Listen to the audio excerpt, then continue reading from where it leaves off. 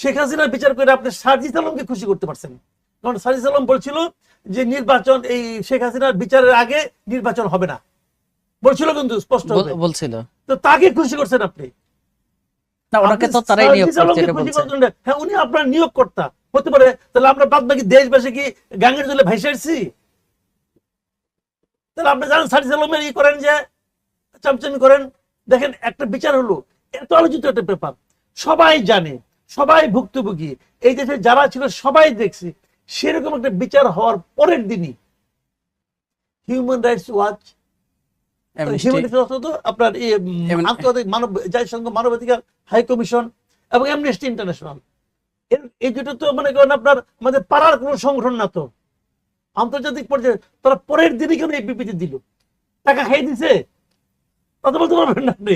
তো টাকা খাই দিলে তো হাসিনার বলে তো অনেক বিবৃতি দিছে হাসিনার বিরুদ্ধে, তো ওগুলো কি টাকা খেয়েছিল? এগুলো কি টাকা খাওয়া প্রতিষ্ঠান? কথাটা খেয়াল করেন। কিন্তু এটা কিন্তু আলোচনা হবে, আলোচনা হচ্ছে, অলরেডি শুরু হয়ে গেছে, আগামীতে আরো অনেক পাবেন এরকম আলোচনা। যে আমাদের সতর্ক থাকতে হবে যে আমাদের কাজকর্মগুলো যেন সার্বজনীন ভাবে গ্রহণযোগ্য হয়। এখন আপনি তো দাবি করবেন, এরকম দাবি তো হাসান মাহমুদও করতো। হাসান মাহমুদ বলতো না আমাদের মতো এত স্বাধীন সংবাদ মাধ্যম কোথাও নাই?